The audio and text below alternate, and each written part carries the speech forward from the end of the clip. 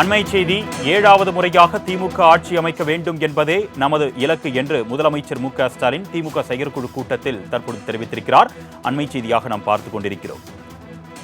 திமுக செயற்குழு கூட்டம் சென்னை அண்ணா அறிவாலயத்தில் இருக்கக்கூடிய கலைஞர் அரங்கத்தில் தற்போது நடைபெற்று வரக்கூடிய நிலையில் 7வது முறையாக திமுக ஆட்சி அமைக்க வேண்டும் என்பதே நமது இலக்கு என்று முதலமைச்சர் தெரிவித்திருக்கிறார். அண்மை செய்தியாக பார்த்துக் கொண்டிருக்கிறோம்.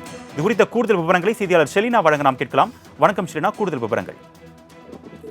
திமுக செயற்குழு கூட்டம் என்பது அண்ணா அறிவாலயத்தில் முதலமைச்சர் மு.க.ஸ்டாலின் தலைமையில் நடைபெற்றிருந்தது. குறிப்பாக இந்த கூட்டத்தில் அமைச்சர்கள், அதே போல திமுகவின் தலைவர் முதலமைச்சருமான மு.க.ஸ்டாலின் பேசிய போது 7வது முறையாக ஆட்சி அமைக்கும் என்பதுதான் நம்முடைய இலக்கு என்றும் 200 தொகுதிகளில் நம்மோடு கூட்டணி வெல்ல வேண்டும் என்றும் தெரிவித்திருக்கிறார். 2026 வெற்றி நமதுதான் என்றும் முதலமைச்சர் அந்த உரையின் போது தெரிவித்திருக்கிறார். குறிப்பாக ஏற்கனவே தொடர்ச்சியாக துணை முதலமைச்சர், பொதுச் செயலாளர், பொருளாளர் கனிமொழி ஆகியோரும் உரையாற்றிய போதும் கூட இந்த 200 தொகுதிகளில் வெற்றி பெறுவது என்பது வைராக்கியத்தை ஏற்படுத்தக்கூடிய ஒன்றாக இருக்கும் என்றும் தொடர்ச்சியாக அனைவருமே தெரிவித்திருந்த நிலையில் முதலமைச்சர் மு.க.ஸ்டாலின் 2026 வெற்றி நமதுதான் என்றும் 200 தொகுதிகளில் நம்மோடு கூட்டணி வெல்ல வேண்டும் என்றும் முதலமைச்சர் தெரிவித்திருக்கிறார். அதே போல 7வது முறையாக ஆட்சி அமைக்கணும் என்பதுதான் நம்முடைய ஒற்றை இலக்கு என்றும் முதலமைச்சர் குறிப்பிட்டிருக்கிறார். அதே போல செயற்குழுவில் உரையாற்றிய உதயநிதி ஸ்டாலினும் கூட